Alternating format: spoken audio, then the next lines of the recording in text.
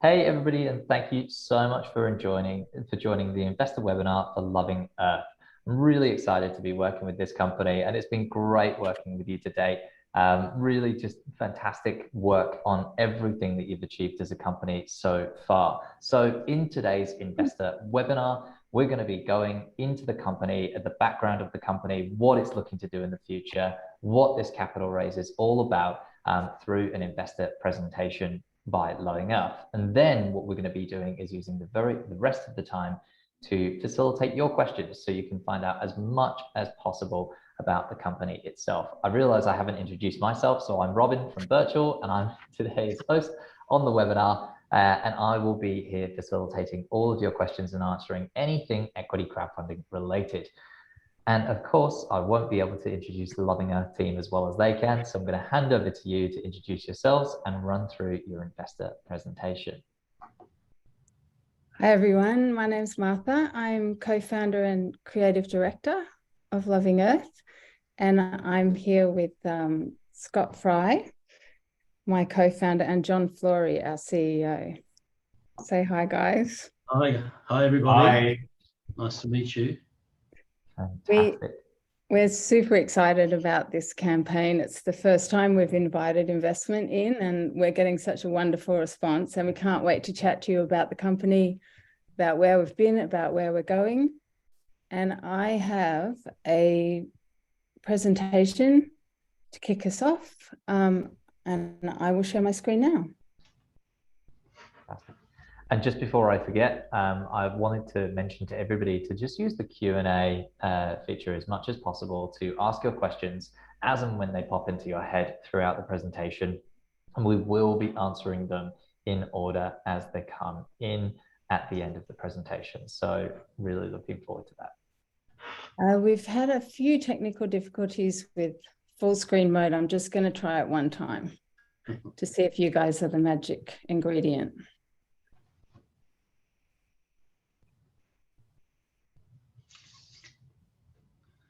Have I gone to my second slide, Robin? Unfortunately, it's just not. No, okay, it's not working for us. So I think we'll probably go back to the view you were before. Yeah. It's always worth a try. Absolutely. So I'm going to let Scott take it away with the inspiration behind the brand. Hi, everyone. Great to be here with you all. Martha and I started Loving Earth the beginning of 2007, and we really started it as a purpose-led company. The whole idea was to support Indigenous communities and really work towards regenerating home and planet. We started off with our tagline that, if you're familiar with the brand, you're probably quite familiar with: healthy, sustainable, fair. And then in 2017, I participated in the inaugural Regenerative Earth Summit in Boulder in Colorado, and we started to make the transition from talking about sustainability to talking about regenerative. And I guess where we see the future, we've always been sort of a pioneer brand, a disruptor in the marketplace. And really where we see a massive opportunity moving forward to really set a new standard for healthy, truly regenerative food system. And, you know, we think the timing's perfect at the moment. We hold the trademark in Australia for regenerative chocolate. So we feel we're very well positioned to bring this to the market at the moment. Very exciting. I guess the problem that we're solving is that chocolate, the chocolate industry is the worst legal supply chain on the planet. There's approximately 25 million people in West Africa, in Ghana and the Ivory Coast, basically working for $1 a day so that everyone can have their cheap chocolate. And a lot of the rainforest in the Congo Basin is being destroyed at the same time. We also have seen, and I think everyone's becoming more and more aware of this, the massive issue with single-use plastic. And since sort of 2010, 2011, we've been using compostable films, and we were the first ones in the market to really do that and pioneer that.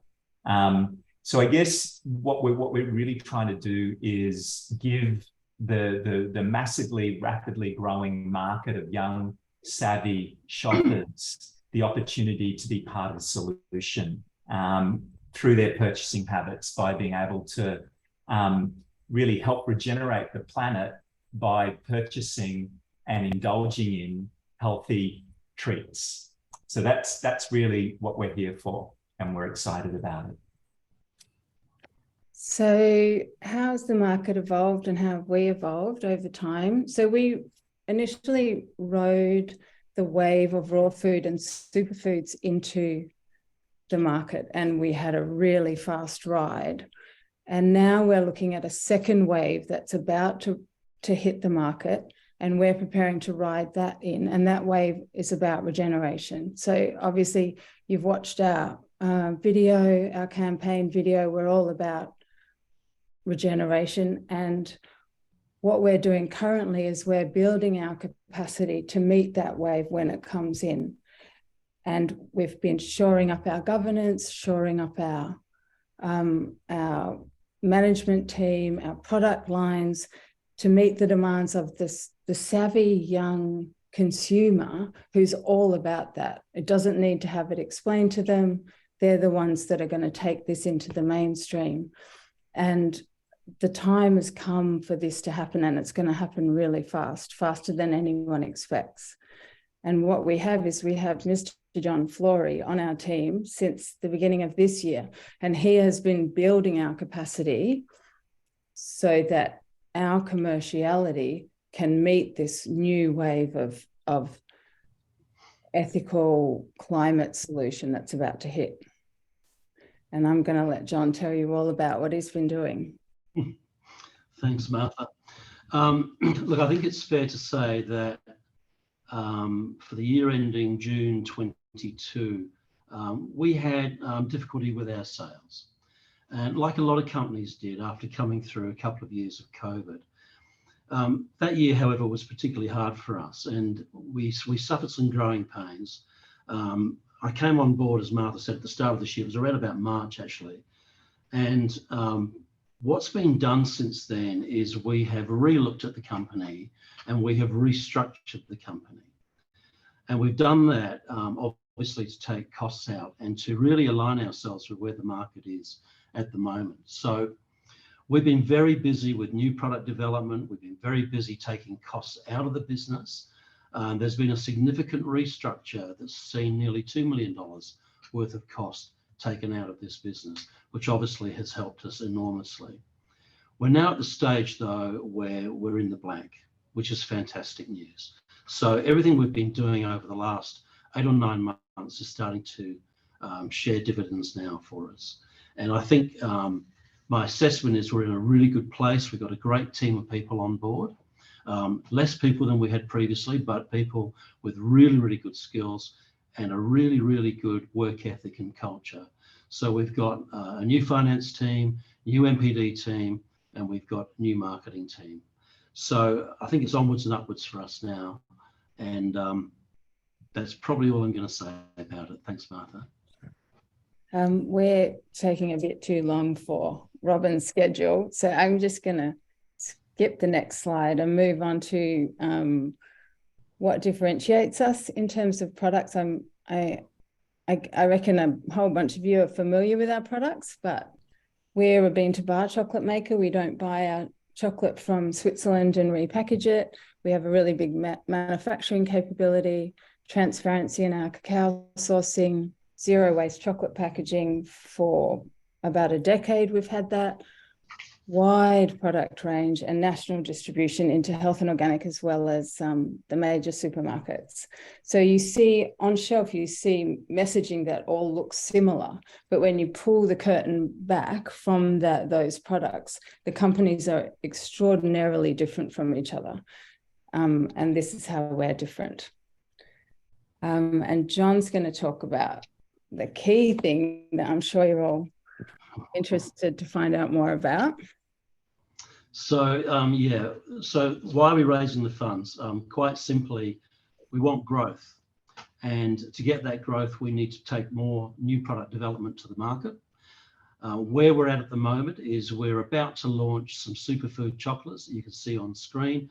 They're going out to the market in early December, followed up very quickly with new products for Christmas, new products for Easter. We've got new cereals, we've got spreads, and we've got new drinking chocolate. So there's around about 20 new lines for this financial year in the pipeline that we're taking to market, and the same thing will happen in the following year. Now, to accommodate those, we've done a big investment divestment program on our business, and we have deleted some items that weren't performing to the standard that we wanted them to perform. So it's not like we're building more and more SKUs, we're actually doing this quite sensibly as we go to market. The second thing is an e-commerce platform. We're building a new one. We're going for business to customer, obviously, and we're also doing a new website so we can get more brand awareness out there, particularly with Gen Z and Gen I, who we think are the future of our business, and obviously we want to get to the alphas at the same time. The third thing is, once we've shored up our domestic growth through new channels to market, we're then looking at further international growth. We're in 6 countries now outside of Australia, but in a small way, and the intent obviously is to grow that. The final thing is the team. We're very light on the ground with people at the moment, but we've got great people. So we want to make sure that we train them and that they are well equipped to take us into the future and give us the growth that we're looking for. And lastly, why crowdfunding? It's the chance to offer equity to investors that know and love Loving Earth products and understand our story. And it's driving change through people that are like-minded and have the same goals towards a healthier, thriving, regenerative planet. People who want to make a difference. And that's it, Robin. Thanks and questions. Fantastic. Thanks very much for sharing. And we've already got a couple of questions which have come in. So thank you very much for the attendees who have asked them. Please do use that Q&A feature to ask your questions.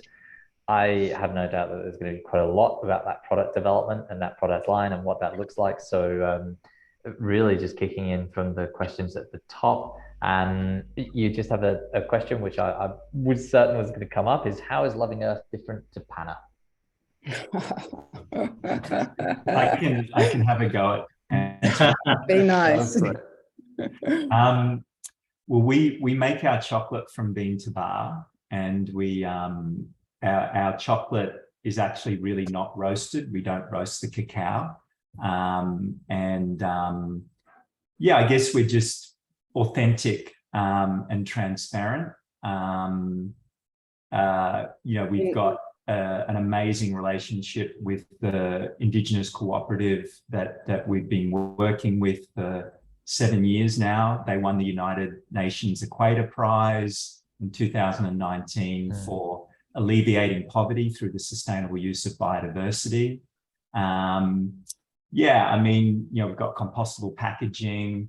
I think, I don't know, I guess to try and be sort of as nice as possible, we're the real deal. And, you know, we're very open and transparent, happy for anyone to come and dig and look at what we're doing, and, you know, happy to share. You know, we pay $5 a kilo for the cacao that we buy, which has had a massive effect on the Ashaninka community and empowered them to basically protect and regenerate 500,000 hectares of vulnerable Amazon rainforest.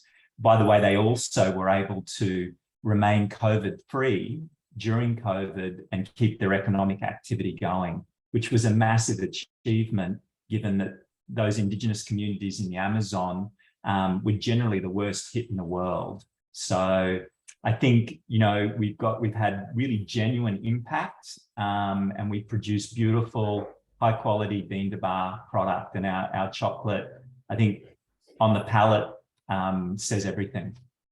We also have a big manufacturing capability. We've got a variety of machines and foil wrappers and flow wrappers, and we're able to be very agile like that. We've got a panning room, so we can pan our own things. We can pan for other people.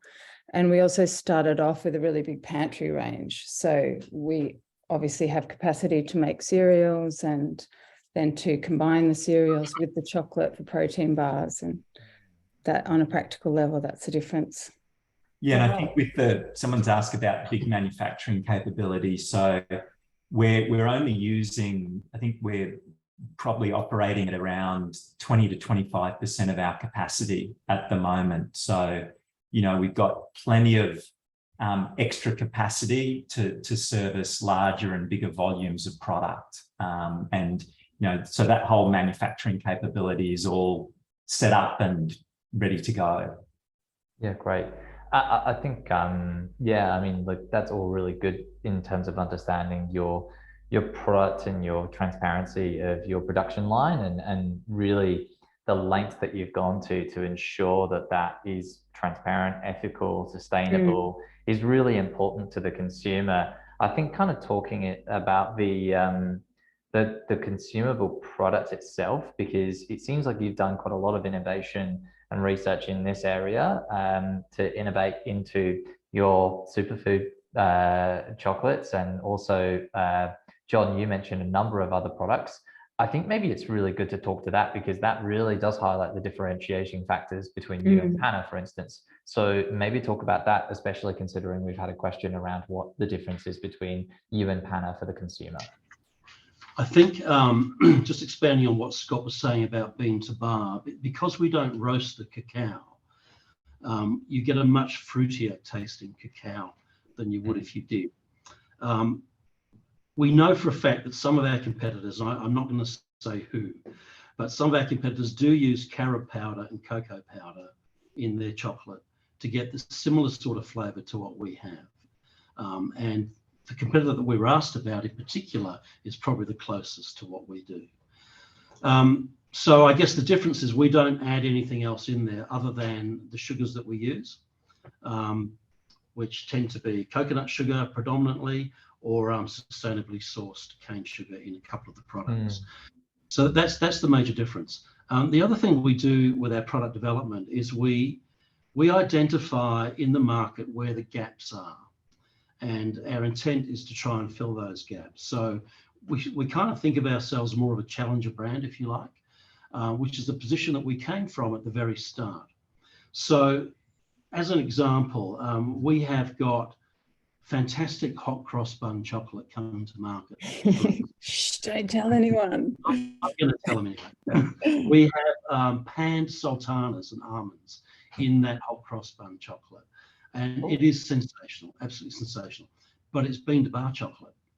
So, you know, it's raw, it's not roasted, it's got the sugars in it, and it might have a few other secret herbs and spices in there to give it that flavour of hot cross bun chocolate. So we do a lot of research to identify where those gaps are. The superfood chocolate, there are gaps in the market. And don't forget, we're not just a chocolate company. We also sell superfoods, and we also sell cereals and pantry products. So for us to go down that path of developing superfood chocolate was really a no-brainer for us. Great. And we have a big capacity with cereals, and we've got some real knockout ones coming along, and there's a real gap in the market in terms of cereals, both in the, I mean, there seems like such a plethora of them when you go into the major supermarkets, but they are coming to us wanting a grain-free cereal and wanting cereals that are packed full of, you know, real high-quality products and not a lot of filler. So, and then combining that also with chocolate for enrobed bars and for protein-rich bars. Yeah. You know, there's a lot of things we can do. Yeah, fantastic, fantastic. And you've got a question here on, well, I mean, how much importance does the company give to environment over profit? I think you've answered half of this already. So maybe just talk to the profit side.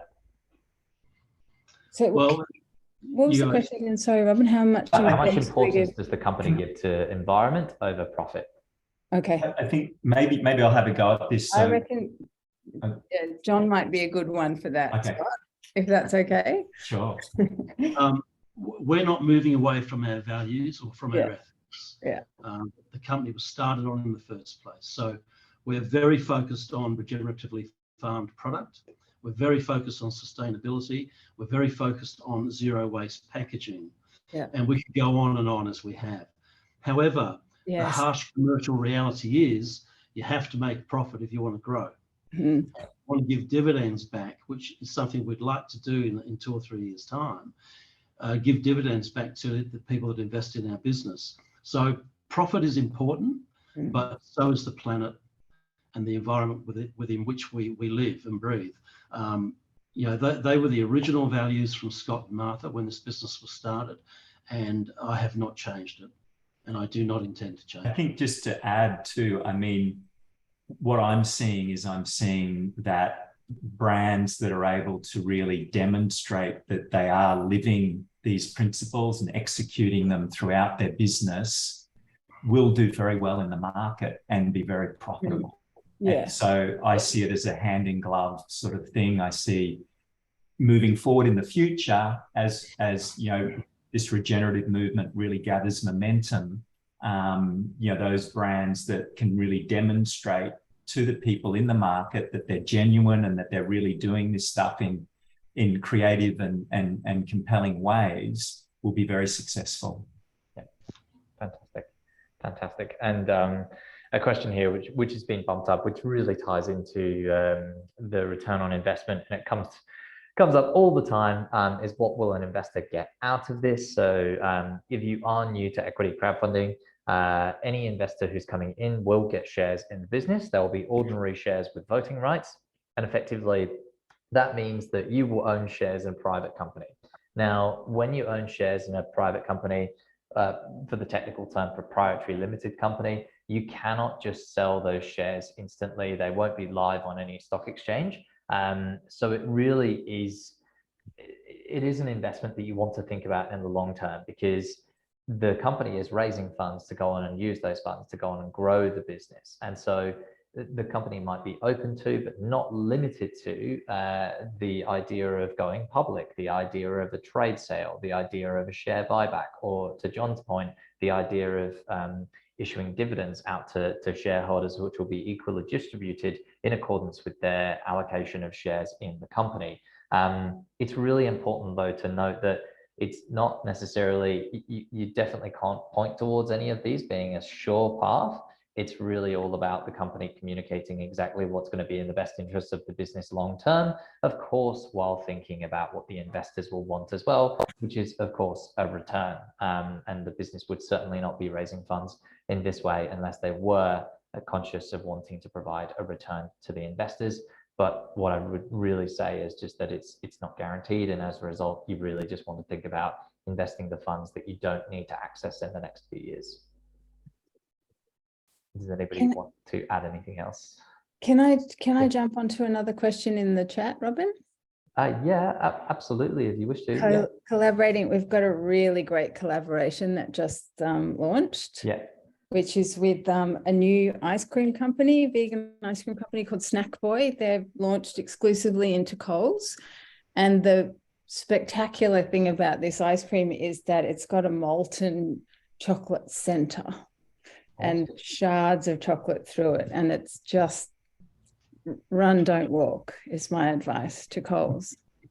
Awesome. That's great to hear. There's a question here about what levels of investment are possible. These will, so in terms of just the minimum investment amount, this will be confirmed in the offer document when the offer goes live, which is currently scheduled for November 15th. But if you are, typically most people are retail investors, and so the cap will be $10,000 per individual investor. If you're looking to invest more than that, you will have to just satisfy the wholesale investor requirements and complete a wholesale investor certificate and get it signed by your accountant. We will be sending these details over. You do get to see these details if you sign up to actually invest more than $10,000. So we do get them in front of you, but we can absolutely send some more details over to anybody else who is interested in investing above $10,000 individually afterwards.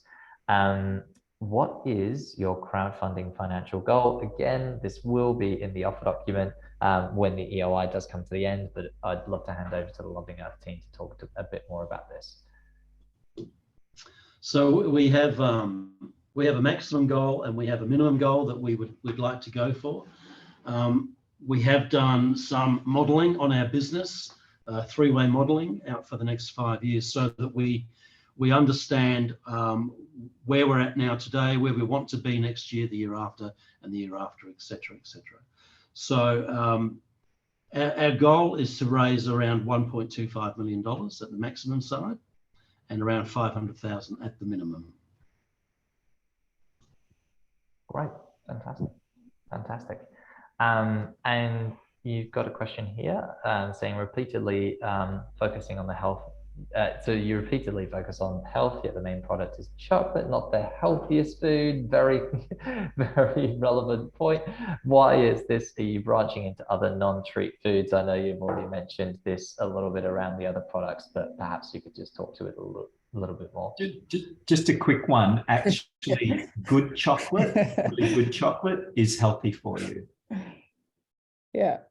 Good cacao. Yeah, is healthy. It's full of beautiful phytonutrients. It's one of the highest source of magnesium, antioxidants. You know, it's a high source of magnesium.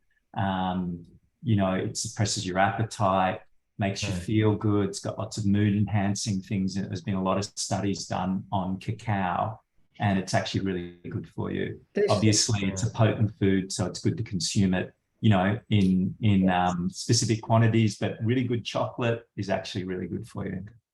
It's the sugar bit that's the problem. Yeah, but yeah, we are looking at, we always work with whole food. So we don't work with just elements of the food that have been extracted. And so that means that they have all the surrounding nutrients that help your body digest them. And we activate our cereals for the same reason. I mean, I think the jury's out on how effective that is, but we hope that it makes the nutrients more bioavailable. And spreads and bush teas and drinking chocolate. Yeah, there's a whole range. We go from indulgent treats to the more healthy options. Yeah, awesome. And do you intend to make milk chocolate? I currently only purchase your cacao powder regularly, but my deep concern is that if you're going to use milk, do you support intensive or factory farming? In factory farming, farmed animal milk. You do not. No milk. No, we do a vegan, like a plant-based milk chocolate using cashews as a replacement for dairy. So yeah, and I think we've just tuned up the recipe a little bit, and tastes great, tastes fantastic for milk chocolate lovers. Awesome. Yes, no, we started off with no animal products, and will never change. Yeah, great. Nicholas here, great question. Talk to me more about the restructure, scaled down and now up again. How will this ramp up to be different? What was learned and will be sustainable this time? What was the difference in cost base prior to restructuring now? As I mentioned earlier, we've taken out close to $2 million in costs from the business. The business suffered in the last financial year from a sales perspective, but the cost base had not been altered. So it has now. What that meant for us is that we had to have a really good hard look at the various departments within the business and determine whether or not we needed the overhead that we had in there. And even if just to determine whether or not the overhead was correct for our business going forward with what we wanted to do. So we not only looked at the number of people, we looked at the culture in the business and how we wanted that culture to look going forward. That culture has become an urgent culture, but a very, very helpful culture, and people really help each other out within the business. I've been around for a fair time in retail and manufacturing, and when I was asked at the first board meeting, I'd only been here I think 2 weeks, I was asked what's the best thing about the business, and it was the culture. The culture is just sensational, and it's only got better, so I'm really pleased with the way that's going. Back to the costs, we've taken out 1.5 million out of labour. We've taken out around 500,000 in supply chain and packaging costs, and we haven't finished. We're still going on that. So what that's enabled us to do is to maintain our retail pricing in the marketplace, which makes us the most competitive in the marketplace in our categories. And I don't intend to put prices up, because what we're doing is we're absorbing the cost increases that we've had, and we're maintaining that competitive edge until we've got to the stage where there's enough new product development in the marketplace to enable us to start creeping some prices. So we've gone the other way. Recently, Coles came out and they said, we want our suppliers to start looking at their supply chain and taking cost out rather than putting cost increases through, which is obviously upsetting their customer base. Well, we've already been doing it. So we've been taking cost out, and that's where we're going to stay for the time being. The other thing we did last financial year is we wrote off some old packaging and other bits and pieces that we had that we weren't going forward with. That was $150,000 worth. So the net effect is we've cleaned ourselves up and we've set ourselves up for future growth. And I think that's been really important to the company. Yeah, definitely. Great answer. We've got a message here saying, I'm from Bahrain. How do we reach you? What are the requirements for investing and what are the details? Great to see you here. It's quite clear that you probably haven't seen the expression of interest campaign on Birchal, so I'll explain that in a little bit more detail. So currently, Loving Earth is running an expression of interest campaign on Birchal. Birchal is a licensed equity crowdfunding platform based here in Australia. And we effectively can host and run investment offers in the CSF, so the crowdsourced funding regime, for eligible companies that fit the requirements under that act. So what we can do is we can host an expression of interest campaign for an offer, seeing how much interest there is. There is a lot of interest coming in, which is great to see. And then what the company does is it goes into its investment offer stage where you can actually invest into the company. Now, investing into the company means that you can invest either a small amount or a slightly larger amount. It's really up to you as an individual. And then Birchal effectively fills out the transaction, and then you go ahead with a share certificate. You leave with a share certificate in Loving Earth as a company in accordance with the details in the offer document that are represented. Now, when you do mention that you are from overseas, what I would recommend is that you do seek your own advice around investing into a startup in Australia. The regime, which has been set up by the Australian government, has been set up for Australian citizens. So it's really important that you do your own research around investing into companies that are transacting overseas and have opened an investment offer. But I will send over the link to everybody who's on the webinar today so they can check out the expression of interest campaign and go ahead and express their interest to invest. And then what that will mean is that you receive early access to the investment offer when it opens the week after next. So I hope that I've covered off your question there. Susan, you've mentioned when can we invest? That should be on the 15th of November if you've expressed interest to invest. And at that stage, you will have exclusive early access. You will be able to review the offer document with all the details about the investment and the terms of coming into that investment round itself. So just being able to cover off those two questions there. I could see there's a couple of questions here around the limit of wholesale investor, limit of retail investors. So clearly I didn't explain that very well.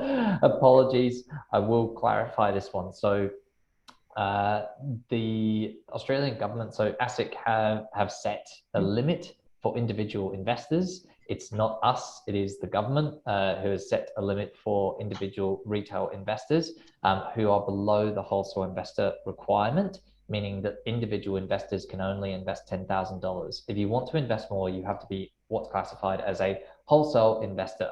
Now, what this means is that you need 250,000 in income in the last 2 financial years, or have 2.5 million in assets.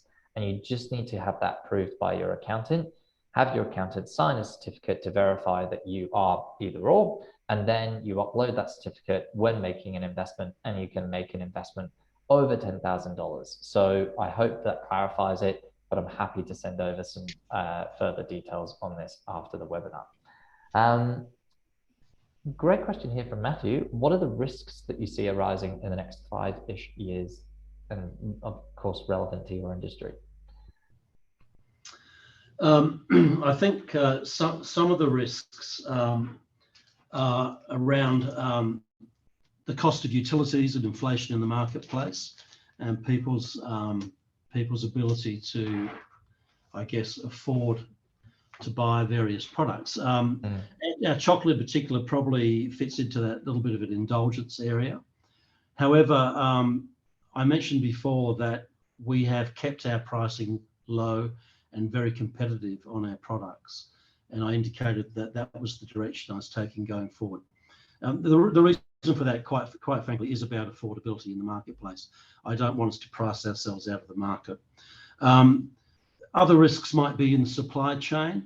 However, we have shored up security of supply with our coconut derivative products and with our cacao in particular.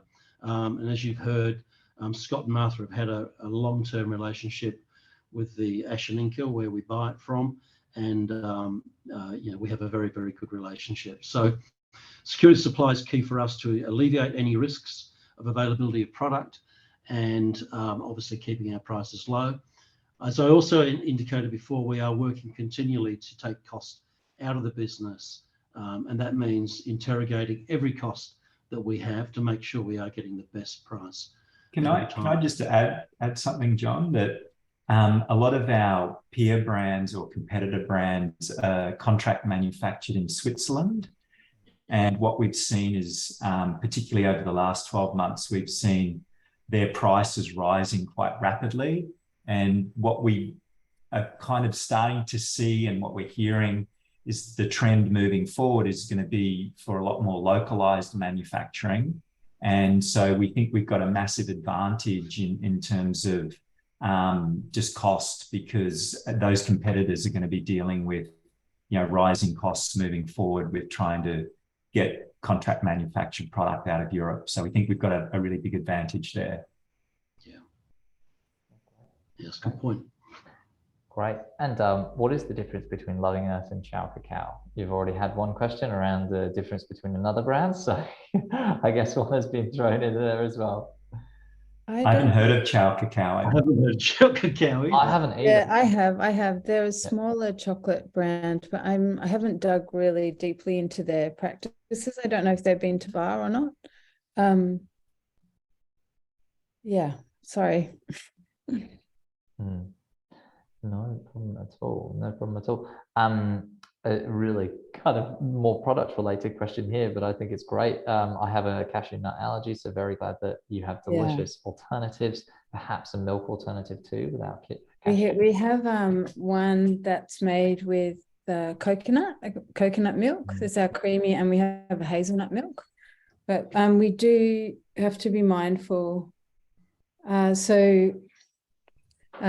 We actually are very mindful that people with nut allergies don't consume our chocolate, and we initially may contain traces of nuts, and we found that wasn't protecting our consumers from consuming the chocolate when they had nut allergies. And there was one person had anaphylaxis. Thankfully, they were okay, but we really had to rethink our whole practice around allergens. And it's the nature of the cacao production that you cannot eliminate trace elements. So, like if you're using dairy, you cannot say that there's dairy free, that any chocolate is dairy free if there's been dairy on the lines, and it's the same with nuts. So we decided to add tiny trace elements of all of the nuts that we use on our lines into every single product. So while we have a coconut milk chocolate and we have a hazelnut milk chocolate, it still does have a trace element of cashew, because that goes. We could put those nuts on the ingredient listing. So we could put them on the ingredient list, yeah. So really clear not to consume. Yeah, it puts them front and center in people's attention, and they can make an informed decision. Yeah, great. So that's for anaphylaxis. If you have a nut allergy that is less severe, I'm not sure if you would be affected. That's so microscopic, that the amount that we put in. Right, great. And you've got a question here around what sales channels you would be expecting the most growth from. I really do love the comments in here, just saying from people how much they're kind of cheering you on, and they're very enthusiastic for the opportunity to invest. So thank you very much for the comments there. It's great to see. Nice. Channel-wise, so we're in predominantly health food stores and farm food stores, but we're also in independent stores like supermarkets, people like Richie's IGA, for example, or Romeo's. We are working with Drake's. We are working with Costco to get some larger product into their stores. We are in Woolworths, and we did receive a little bit of a backlash about being in Woolworths when we first went in there.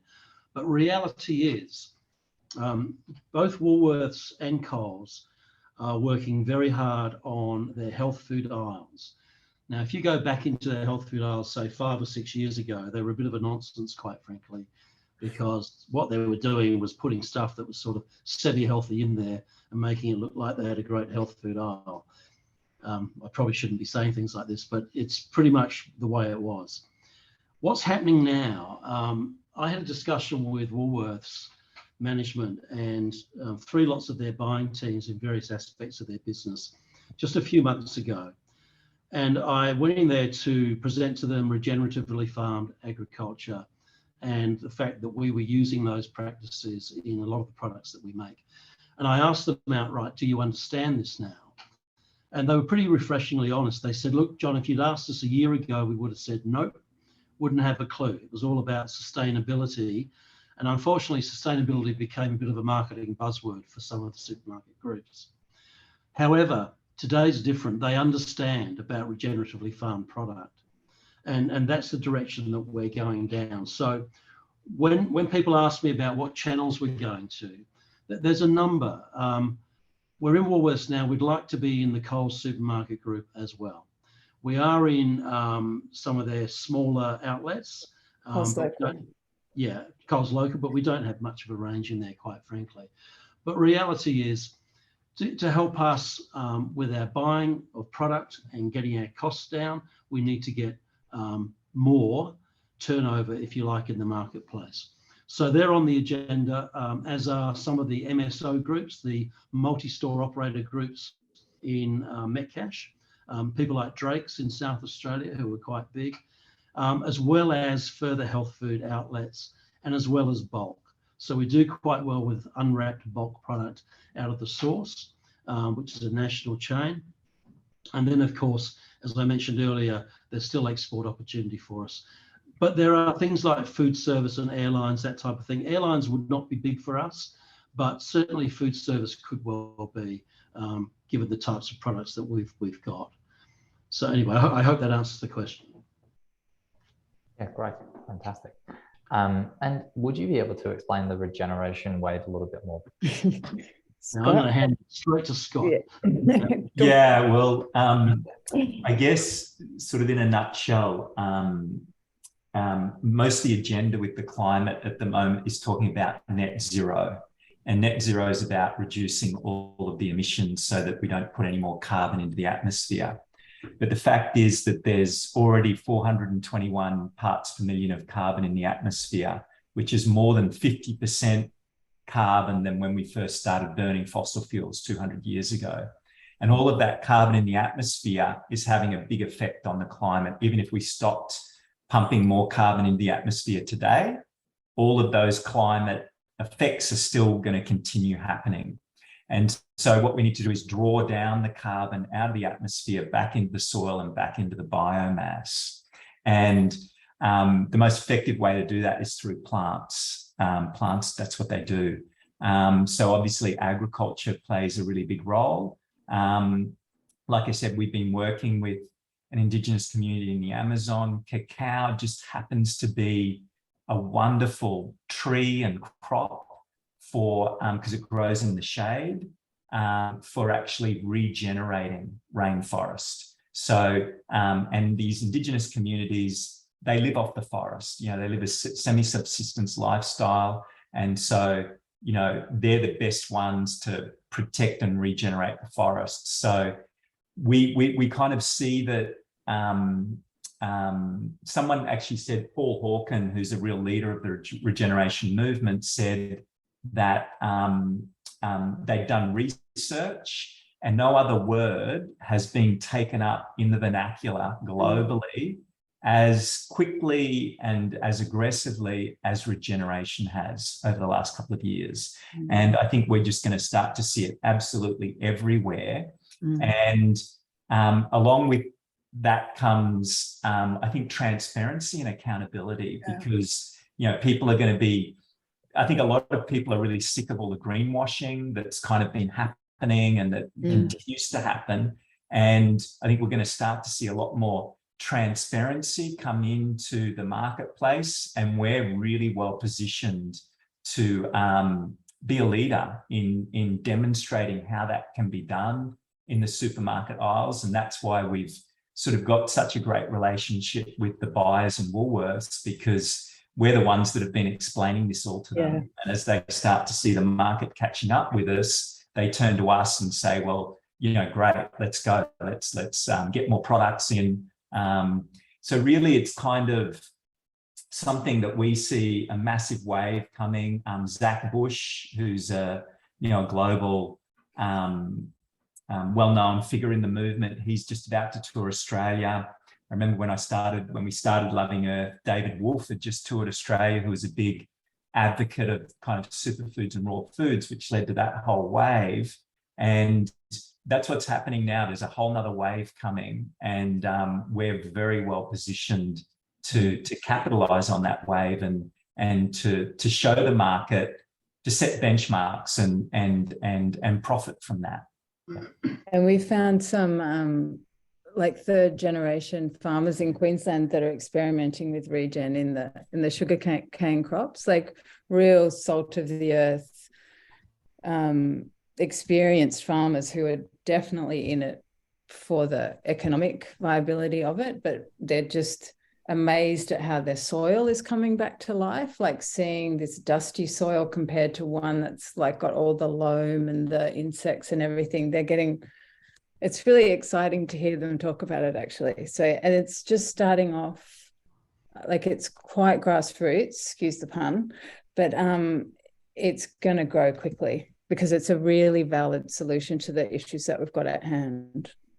Yeah, fantastic.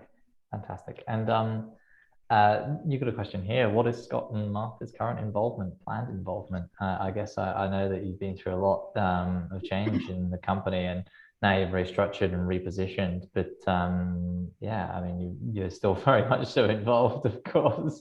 But what does that look like in the future, maybe? So I'm full-time creative director on the board. And Scott is a non-exec board member, very much involved in the decisions that we're making. Do you want to speak to that, Scott? Yeah, I'm not operational in the company anymore. I play, which has been wonderful for me because it's really allowed me to focus a lot more on the strategic side of things. And I do quite a lot of research and really kind of spend my time on the projects that I'm passionate about, like working with the Ashaninka and the whole regenerative education piece, all of those aspects. Yeah. Right. And you've had a question here. Will shareholders get discounts for purchases of products? I don't know. Have we thought about that, John? I don't know if we've thought about that. We do have investor rewards for those that would like to invest in the business, and they vary depending on the amount, of course. However, at the low end, it could be a $20 voucher. At the high end, it could be spending a week with Scott in the Kimberley with Bruno. With Bruno and Marion, our Indigenous partners over there. So yeah, there is there are discounts going through, again, depending on how much you invest. And there's also some gift products as well, which will all be revealed in the document. Yeah. I think also just a little heads up with the new e-commerce platform that we'll be building out. I think there'll be definitely opportunities in there for not only investors, but also loyal customers to access discounts and all kinds of special perks. So that's definitely a big part of the e-commerce development that we plan on developing, so that because that's how we started the business originally, was through the internet and through loyal customers buying our product and then going out and advocating for the product in the marketplace. And so, you know, with the new e-commerce project, that's really what our objective is as well. So lots coming in that. Fantastic. And Michelle here has asked what the lowest amount is that you can invest with. This will be in the offer document, and I'm sure you're finalizing this, but yeah, it will be available to know on the 15th. Yeah. Abdullah has said, thanks for answering my question. I have tried to reach you, but not yet received a response on getting some details on making a bulk and wholesale order. What's the best channel to reach out on? I'm sure I just saw that this morning, that request, and I've got to talk to Robin about it. So straight after this. Perfect. Awesome. Perfect. Okay. And how are you mitigating the shipping delays for overseas raw materials, and is this impacting your production output? It's not impacting our output, no. We had sufficient supply on hand for us to be able to manage that. So we've done a number of things. We have looked at alternate sources of supply. There's some product that was overseas that is actually available here in Australia, and we've moved our business there. And we've changed our methodology of purchasing, I guess it's fair to say. We have a new purchasing officer in place now, and we're purchasing probably smaller quantities than we were in the past. The benefit for that is obviously cash flow, and we don't have so much stock on hand, but we have no difficulty getting the quantities that we want now to in order to grow our business. Yeah, fantastic. And there's a few questions in here just in round. So one around elements of crowdfunding and seeing it go belly up in the past couple of years. Of course, there are startups which end up raising funds and then don't go on to succeed. That is absolutely the case in the way in which startups are created and then don't go on to succeed. But asking if there's another option to invest, there is not at this point in time. Loving Earth is proceeding from an expression of interest campaign to an investment offer. Just also stating, I see a question around chocolate being unhealthy. Are you sort of planning to educate customers on the very sort of healthy elements of cacao, and like, is this in your pipeline at all? Yes, we've done a lot of work on that over the years, and actually I'm in the process of creating a little cacao immersion workshop with Yoko from Shokuiku. We're going to be doing it together. It's going to be in her beautiful little restaurant on High Street. But yeah, we're going to be running some events and educational events to really educate people about cacao and on all the different aspects, obviously including the health aspects. And ultimately, we'd love to have a flight of single origin bars that were from like Papua New Guinea and the like Fiji Pacific Islands, and as well, and let people taste the difference. Yeah, and of course there's the website, the new website we're doing. There's QR codes we're looking at for our packs, so people can just scan and get the story about cacao. And then Scott, we do have a regenerative chocolate trademark. We do. We own it. It's ours. talk about that for 10 seconds. That's Yeah, well, I guess you know, intellectual property is kind of important to protect the business moving forward. And I was fortunate enough to be able to trademark regenerative chocolate 5 years ago. I don't think you could do it now. So we hold that trademark. And so we want to set the standard in the market. And as we see, I guess we're betting on this whole regenerative wave to hit the market.